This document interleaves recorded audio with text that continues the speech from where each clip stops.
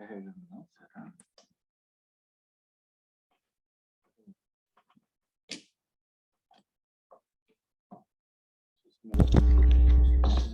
Grande vereador de Palmeiras, futuro prefeito.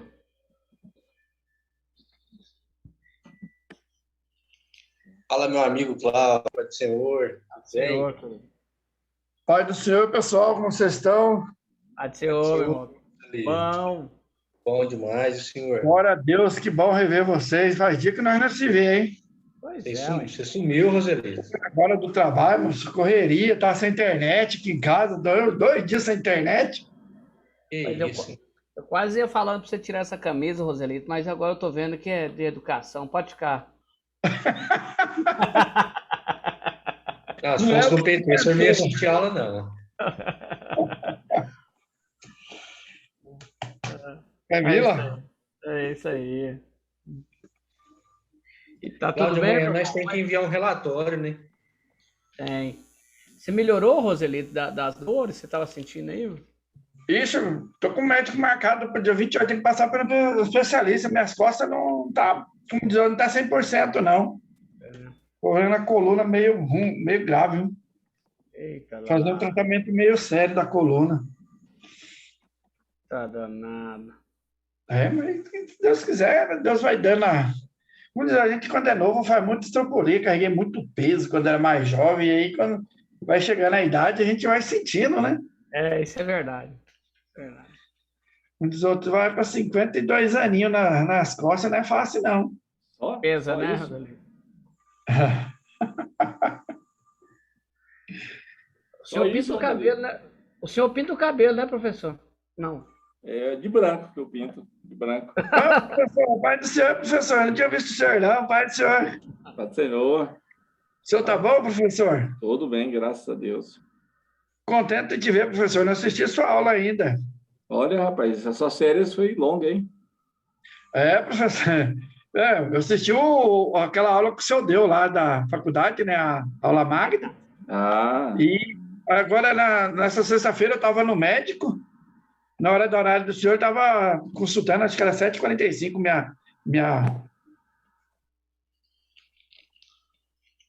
como fala, a Consulta. passagem pelo médico, a consulta. Aí eu pedi muito para os bom. meninos avisar o senhor aí. Tranquilo, tá justificado. Mas o senhor tá bom, né, professor? Falta só dinheiro, o restante tá bem. Não, mas tem, como diz outro, dinheiro é o de menos. Quando a gente esquece dele, ele vem. Se tiver alguém no grupo aí, emprestar dinheiro a 1%, 1,5%, a gente tá pegando. É só quem é vereador aí de Palmeiras. Os caras. É, Quem é o vereador? É o Lucas, é? É. é, Ó, o Ah, senhor tem uma é? ideia, professor? O senhor tem uma ideia, a cadeira dele, o estilo que é lá, como é que é diferente da sala? Rapaz, isso aí é cadeira de rico, né? Isso aí deve ser um Esse escritório. cara é gozador, viu, professor? Isso é terrível. Deve ser um escritório assim, tipo do Caiado, né? O professor tá falando isso, mas a prateleira dele deve ter uns 60 mil aí, só de livro. Ah, tem mais, hein? se alguém quisesse comprar essa biblioteca, eu vendia hoje já. Fazer uma Que nova. Já tem uma nova preparada, professor. Faria uma nova. Só com o livro do Benihim, Marco Feliciano.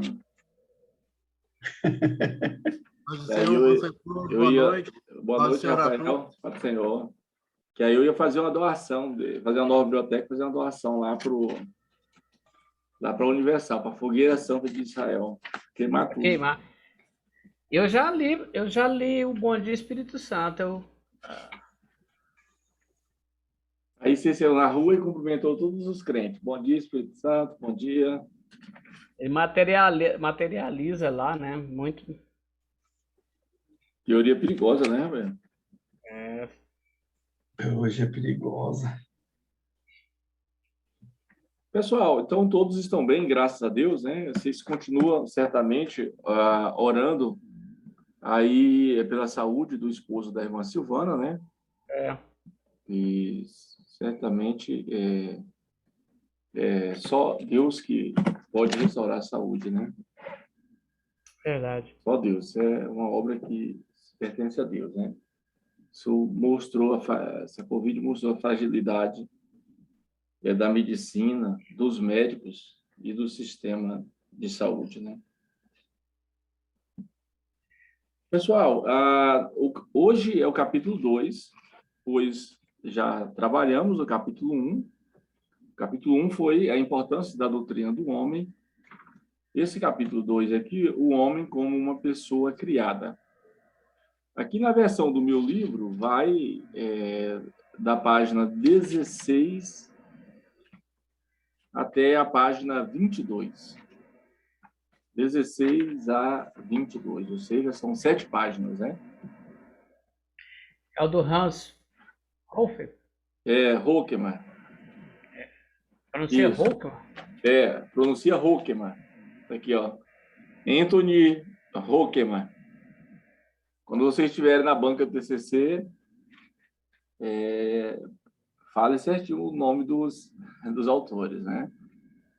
Anthony Hokeman. Viu? Eu estou no outro livro aqui, professor. Qual é o livro que você está lendo? É outra matéria, né? É antropologia gramatical. Isso é um livrão bom, viu? É do Hans Walter. Hans Walter Wolff, né? O alemãozão aí, fera, né? Não, aqui, ó. Isso aí é um... Criados à imagem de Deus, de Anthony Hoffman. Exatamente. Pessoal, capítulo 2, hoje a discussão é sobre o homem como uma pessoa criada. Então, só que ao longo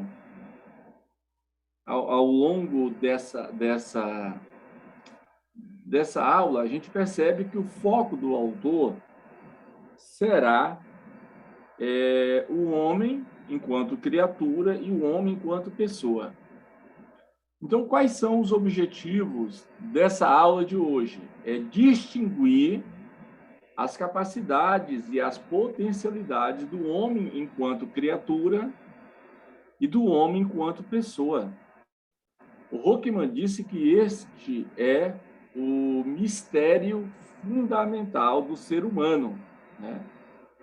Ele diz que é insondavelmente misterioso que o homem possa ser igualmente, ou seja, ao mesmo tempo, criatura e uma pessoa. Criatura e uma pessoa. Porque as demais coisas são meramente criaturas, né? O homem é criatura e pessoa ao mesmo tempo. E ele começa geralmente eu pergunto quem eu leio, eu nem vou perguntar quem leu e quem não leu. Quem leu está se deliciando de uma leitura simplesmente maravilhosa. Esse livro aqui talvez seja a melhor obra de antropologia escrita por um autor evangélico, viu? É uma obra completa, muito boa. Então, a proposta do autor é discutir o homem na perspectiva de uma criatura e o homem também na perspectiva de uma pessoa. Então, existe diferença entre ser criatura e ser pessoa? É por isso que o título já começa dizendo, o título começa anunciando o homem como uma pessoa criada. E aí, esse autor aqui, alguém está com um microfone aí, dando interferência aqui, ó. Vê aí quem é. Pode. Deixa eu arrumar aqui. Vê quem está com o microfone ligado, pessoal. Que está dando interferência. Deixa eu ver aqui se aparece. Parou agora parou, graças a Deus. Então, para o Hokeman, o ser humano, de maneira geral, ele não tem existência autônoma ou independência. Então, ele até cita aqui um autor muito conhecido, dizendo que o ser humano é uma criatura com opção. Novamente voltou aí um barulho. Será que é meu cabo aqui? Não, né? Não é possível. Parou. Será que era o meu? Então, vejam bem. Para este autor, toda realidade criada é completamente... Eu estou aqui na página 16. Toda realidade criada é completamente dependente de Deus. Então, podemos entender aqui que o ser humano é dependente de Deus, os animais todos são dependentes de Deus, a natureza é dependente de Deus, então todos possuem inteiramente, toda a criação inteiramente depende da vontade do Criador. E o autor continua aí na página 16 afirmando que ele cita aqui aquele texto de Atos 17, que é um texto assim fora do comum, né? Atos 17, ele está aqui no terceiro parágrafo da página 16. Atos 17, versículos 25 a 28. Então, o apóstolo Paulo, ele se vê diante de debatedores, de opositores, muito acima da média dos seres humanos da sua época. Então, aquela escola de Atenas, aquela escola de pensamento, ou seja, ali em Atenas, no chamado Areópago, você tem os filósofos epicureus de um lado, que tem um olhar pessimista da vida humana, e tinha também ali os estoicos, que têm um olhar pessimista das projeções humanas. Então, você tem pensadores que, de um lado, praticamente são agnósticos, e, de outro lado, são ateus, né? E Paulo está diante desses opositores, filósofos epicureus e estoicos, e Paulo usa toda a argumentação que lhe é disponível a partir da sua formação. Alguém disse que felizes são aqueles que debatem com os seus opositores a partir dos seus próprios termos. Então, por exemplo, se você é arminiano, você vai debater com um calvinista, mas você vai usar os termos calvinistas para debater com um calvinista. Então, isso é uma recomendação interessante desse autor, que está dizendo que esse autor é anônimo, né? Que é importante debater com os nossos argumentos, mas também debater a partir dos argumentos dos nossos opositores, Quem vai debater? Deixa eu ver aqui nesse áudio aqui. Bem, é muito ouvido. Cláudio. Pessoal, só dá uma verificada aí no áudio. Eu não sei se é o meu. Cláudio, o seu segundo aparelho está com o microfone aberto. Não sei se pode ser. Não, mas não é não. Que é o único que está aberto. Mas não é o meu, não. Então deve ser o fone do professor. Pessoal, o meu também está fechado. Abri agora, ó. Vou fechar de novo. Pessoal, eu troquei aqui o meu fone de ouvido. De repente era o outro fone. Tá, o meu áudio tá bom, não tá? Tá sim, professor. Não, tranquilo. Sim, professor, tá bom. Não, certinho. Obrigado, pessoal. Então, vamos lá. Eu acho que devia ser o outro fone aqui. Então, Paulo está debatendo com os epicureus e os estoicos a partir do argumento deles. Então, havia uma homenagem ali em Atenas ao Deus desconhecido. Então, Paulo usa essa parte que indicava que o argumento de alguns gregos enveredava-se através do Deus desconhecido. Então, Paulo está usando, e aí tem muita gente que pensa que Paulo está dizendo que o Deus desconhecido deles é o nosso Deus, não é? Paulo não falou isso.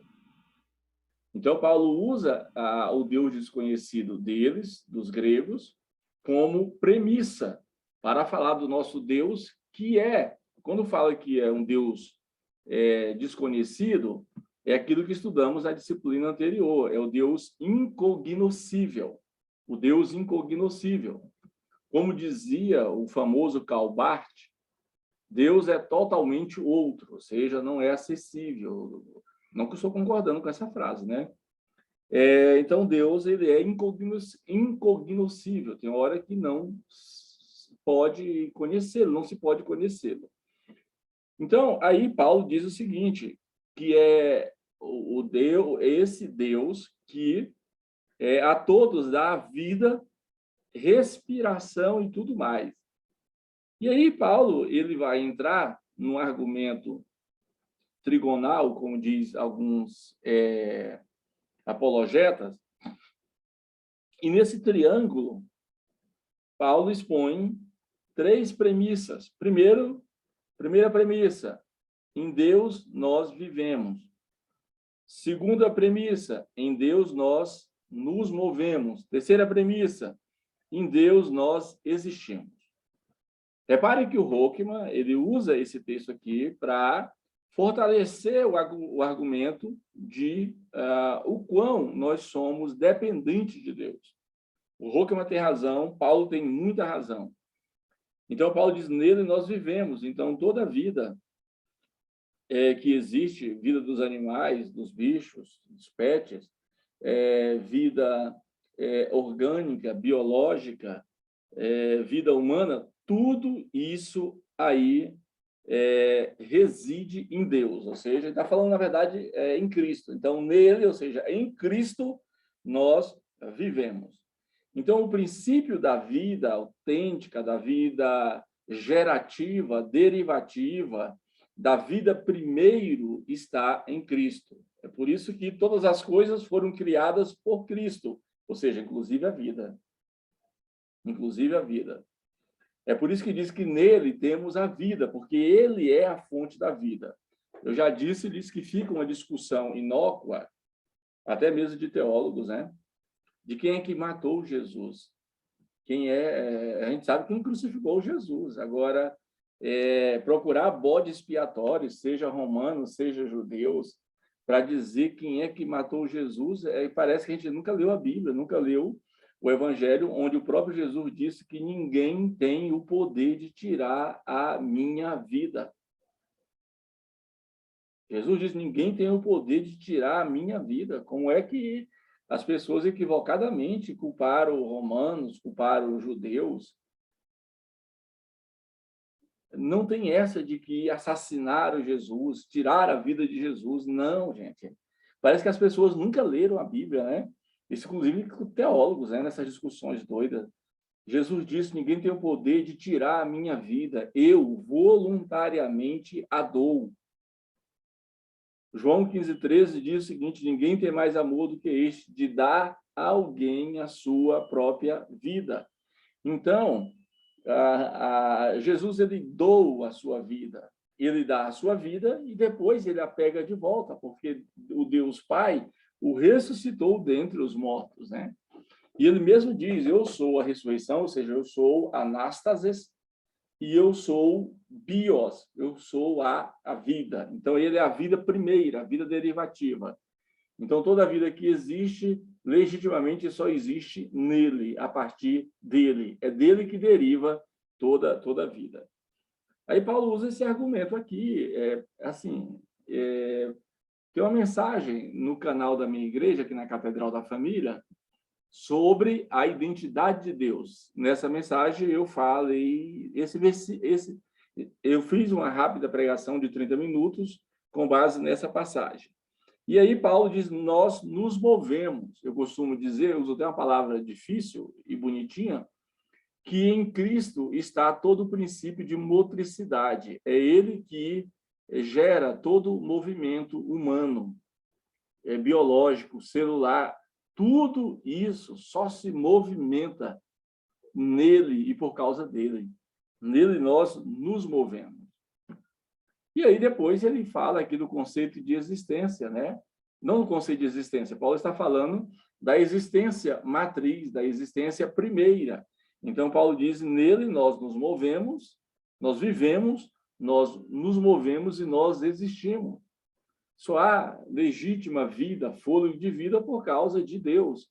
Quem é que no Antigo Testamento sopra o seu ruá e o homem passa a ser nefesh, ou seja, alma, criatura, ser humano? Quem é que no Novo Testamento sopra o seu pneuma e aí conduz os crentes, leva os crentes para onde ele mesmo, ele, ou seja, o Espírito quer? Então, tanto o ruá quanto o pneuma, eles exprimem esse vento que não só sopra, mas que produz vida. Por exemplo, aquela vida lá de Ezequiel 36, 37, lá do Vale dos Ossos Secos, é a vida do Espírito. Está lá um monte de ossos que se juntam, agora são um monte de esqueletos, e aí é perguntado ao profeta, e isso pode viver? Olha a pergunta, pode viver? Pode se mover? Isso aqui, esse bando de ossos, pode se mover, pode viver, pode existir?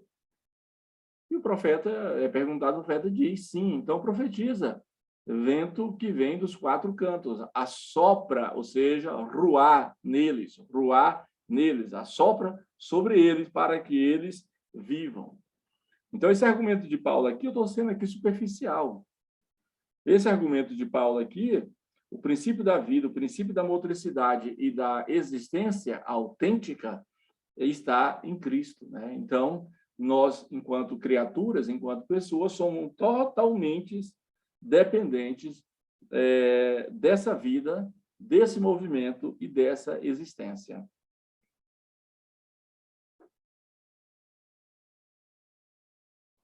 Alguém deseja fazer comentários? Eu vou passar aqui para a página 17. Alguma observações? Professor, paz do Senhor, boa noite. Senhor, boa noite. Fique à vontade. Então, essa questão aí que alguns pregadores levam para as igrejas que mataram Jesus, mataram Cristo e tal. Na verdade, isso não é desse jeito que tem que interpretar, né? Pois é, na Escritura parece ser diferente, né? Parece ser diferente, porque olha o peso dessas palavras, Rafael, dessas palavras de Jesus. Ninguém tem o poder de tirar a minha vida. É como se ele estivesse batendo no peito, Rafael. Ninguém tem o poder de tirar a minha vida. E Jesus tem toda a razão. Seria incoerente. Como é que vão tirar a vida daquele que é o autor da vida? E é eterno, né? É eterno. Entendeu? Ou seja, ninguém tem poder, né, de tirar a minha vida. Pelo contrário, eu a dou. Pai, está feito, está consumado. Pega aí a minha vida. Né? Estou quase igual pregador itinerante, gesticulando, né? Então, meus irmãos, é muito importante essa observação, viu, irmão Rafael, de que Cristo, ele tem aquela vida que toda a vida é derivado. Ele diz lá em João 11, né? Eu sou a ressurreição e eu sou a vida. Como é que alguém lá na cruz vai acabar com essa vida dele, sendo que ele, né? Ele é a própria vida? Ficaria, assim, bem difícil, não ficaria? Tirar a vida daquele que é o dono da vida, né? É meio difícil, né? É igual, por exemplo, um exemplo aqui bem michuruca. Meus exemplos são, no mínimo, ruins, mas eu não tenho outros, né? Você chega, por exemplo, ali no Flamboyant, e aí você está, por exemplo, comprando, e de repente você tem uma coisa ou outra que não te agradou, não é? E aí você esbraveja, reclama. Aí, de repente, você pede para chamar o administrador, aí aquele lojista ou aquela vendedora, o vendedor vem e te apresenta o administrador, e você vai reclamar com ele, vai xingá-lo, vai dizer que é um shoppingzinho pequeno, alguma coisa, atendimento ruim, e que ele não sabe do potencial dos clientes dele, deveria tratar melhor os clientes. É importante. Mas, de repente, a gente, numa reclamação dessa, nós estamos diante do dono do shopping. diante do dono do shopping. E o dono do shopping pode dizer, não, fique à vontade. Você pode comprar em outro shopping. Em outras palavras, ó, tchau, tchau. Você está falando com o dono do shopping. Então, como é que, por exemplo, tem uma frase muito interessante falada por Oscar Niemeyer, né? A vida é como um sopro. A vida é como um sopro. E aí muita gente acha que essa frase é do Oscar Niemeyer. Você acha veio em muitos lugares. A vida é como um sopro. Está lá Oscar Niemeyer, mas essa frase é de Salomão. Está lá em Eclesiastes. Salomão diz que a vida é um sopro. A vida é um sopro. Então, que sopro é esse, gente? Olha como Salomão é fera, né? É o sopro lá, Deus sopra nas narinas do homem, o ruá. Ele sopra. Sopra. Então, no Vale dos Ossos Secos, é Deus soprando. No Pentecoste, é Deus soprando. É o sopro do ruá. É o sopro, é o hálito de vida, que dá vida a tudo, né? Muito bem. Pessoal, mais alguém gostaria de fazer alguma observação em relação ao que já foi falado? Aqui, na página 17, o texto, o autor, ele vai fazer aqui aquela jogadinha, né? De argumentos, de ponto e contraponto. Então, ele vai dizer o seguinte, ser uma pessoa, olha aqui, ó, ser uma pessoa, na primeira linha aí da página 17, ser uma pessoa significa ser capaz de tomar decisões. Alguém vai até pensar que esse autor aqui é mais da vibe arminiana, não, mas ele é calvinista.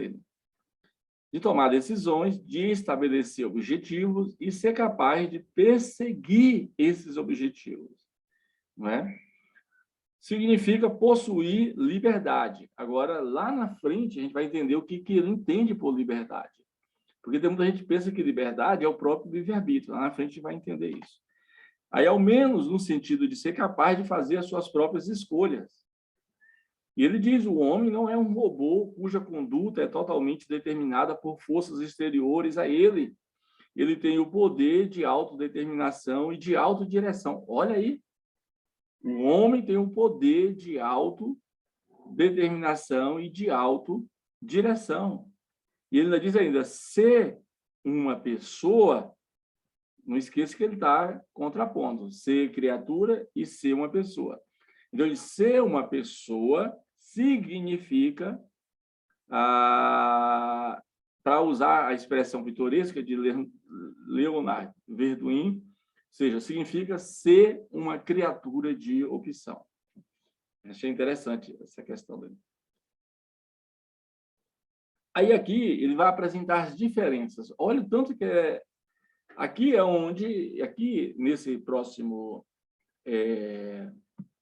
parágrafo, que ele fala, em resumo, começa assim, aqui é a essência desse capítulo 2 aqui. Ó. Ele vai estabelecer aqui aquelas diferenças que são perceptíveis entre ser uma criatura e ser uma pessoa.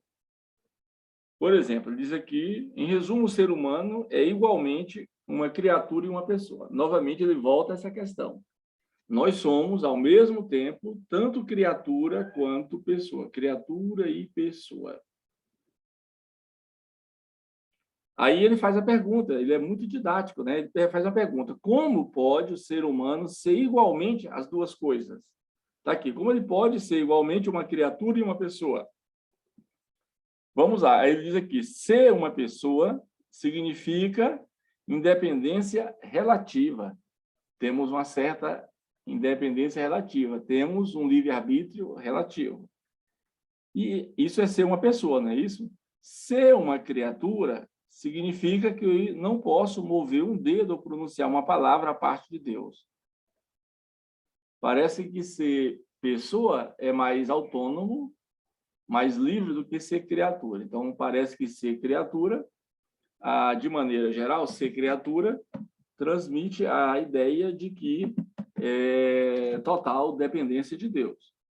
Aí ele diz o seguinte, ainda, ser uma pessoa significa que Quando os meus dedos são movidos e os movo, e que quando as palavras são pronunciadas por meus lábios, eu as pronuncio. Ou seja, você tem liberdade de se mover, de se locomover, de fazer, de decidir. Aí ele continua. Sermos criatura significa que Deus é o oleiro e nós o barro. Usando a metáfora, né, de Romanos 9. Sermos pessoas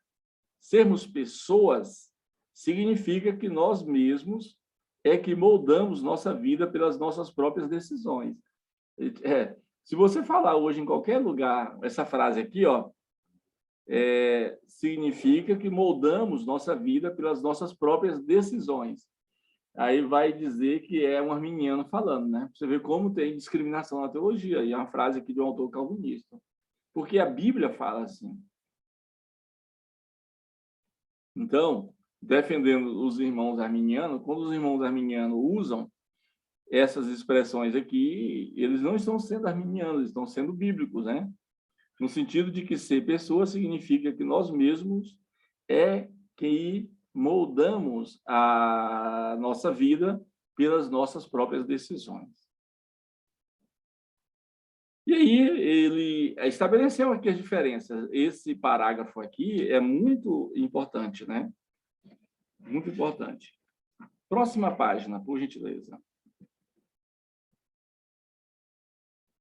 Então, de maneira geral, até aqui, esse autor está dizendo que a Bíblia ensina a condição de que a nossa condição, e a nossa condição é a condição da individualidade. Ou seja, o ser humano, enquanto pessoa, ele tem a sua individualidade. Alguém me chamou aqui no chat? O áudio, o microfone está aberto. Boa noite. Boa noite, aqui é a irmã Vanilde. Boa noite, irmã Vanilde. Paz do Senhor.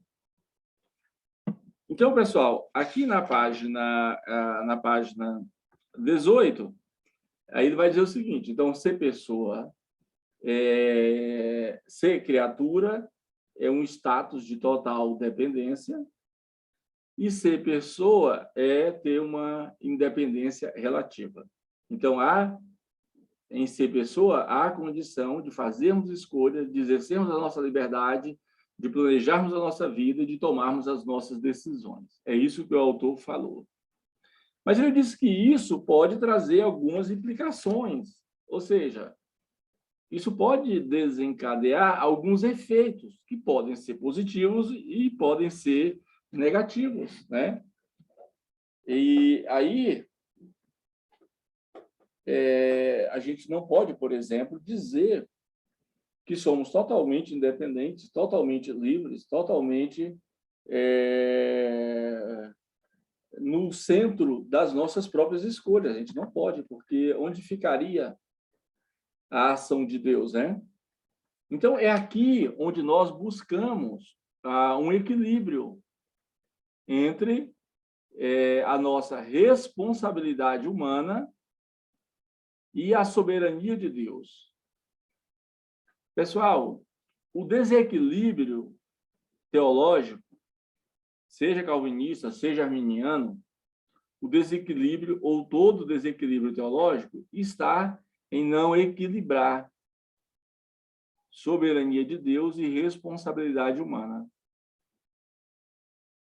Aí está o desequilíbrio. E o equilíbrio teológico, o equilíbrio da vida humana está em compreender a soberania de Deus e a responsabilidade humana. O problema nosso para compreender essa questão de soberania de Deus e responsabilidade humana é que quando nós olhamos para um fato, para um episódio, para uma cena, uma narrativa, nós olhamos ou com a lente da soberania de Deus ou olhamos com a lente da responsabilidade humana. E aí nós somos falíveis quando olhamos assim. Nós deveríamos olhar sob as lentes, né, das duas perspectivas, das duas revelações, da soberania de Deus e da responsabilidade humana. Não sei se vocês sabem, de um projeto editorial que nós coordenamos. E este livro aqui, ó, capa linda, ó, é um livro de um autor aplaudidíssimo, reverenciado no Brasil.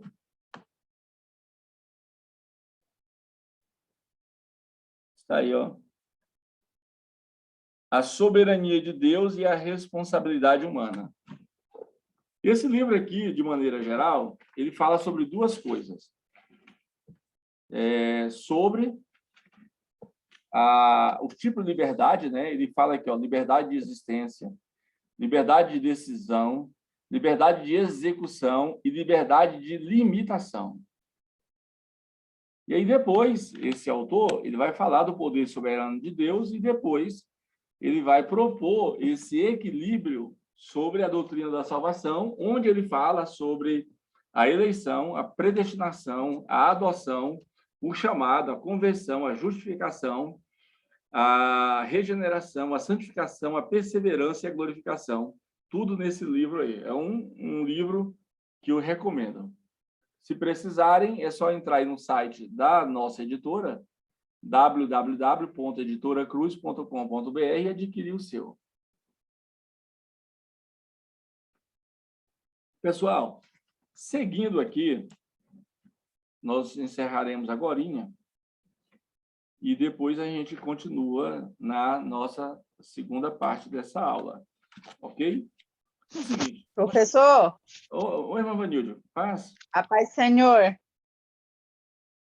Parece que estava tendo 2 horários aqui no grupo. Começou que hora mesmo? Foi 20 ou 19h30? Não, 19h30. 2 vezes me perguntaram, as 2 vezes eu respondi no grupo que era 19h30.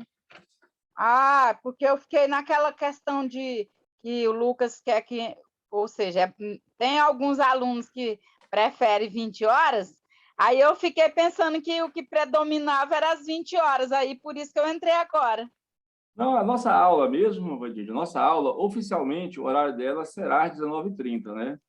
Ah, tá bom. 19h30. Agora, havendo alguma mudança, algum dia, alguma necessidade de antecipar ou de colocar para um pouco depois, eu falo para vocês. Mas eu tinha respondido ao Lucas e ao Cláudio que seria às 19h30. Eu até estava pensando que se eu começasse meia hora antes, eu ganharia meia hora depois do Zoom, mas não, o Zoom já acabou de me informar que falta 1 minuto para terminar essa aula, ou seja, ficou só os 40 depois minutos eu vou ver mesmo. o começo dela de novo, quando o senhor colocar Não, lá na tranquilo. plataforma. Eu vou postar sim para vocês assistirem lá, viu? Só não Eu perder. fiquei na cabeça que era às 20 horas, é por isso que eu entrei 20. Não, tranquilo. Eu vou postar lá para a senhora não perder nenhum detalhe, viu? Tá, obrigado. Por nada. Pessoal, então é o seguinte, nós estamos aqui encerrando essa primeira parte, em 1 minuto encerra aqui. Se você quiser fazer uma pergunta, eu respondo aí na segunda parte. Tem alguma pergunta, alguma observação? Que aí a gente derruba a aula e volta com a segunda parte, respondendo a pergunta. Professor, o senhor acha que hoje no mundo teológico, eu diria que até são poucos teólogos que estão hoje dentro de igreja, mas no mundo, assim, vamos dizer assim, de pastores hoje, eles têm essa definição na cabeça certa do que é criatura e do que é pessoa? Até porque a mídia hoje está incentivando a questão mais da pessoa, que ela age independente de Deus, porque ela é dona de si? Eu penso que não, só mesmo no estudo teológico é que a gente tem essa percepção do homem enquanto criatura e do homem enquanto pessoa. Inclusive, Cláudio, isso aqui é muito importante para a evangelização. Por exemplo, nós adotamos uma visão, eu falo nós de maneira geral, de repente você pensa diferente. Nós adotamos uma visão que, ao aceitar Jesus Cristo, nós somos filhos de Deus. Então, agora nós não somos mais criatura. Então, nós consideramos que as pessoas que não conhecem Jesus, ou seja, incrédulos, ímpios, etc., etc., e aí é bom também dizer para vocês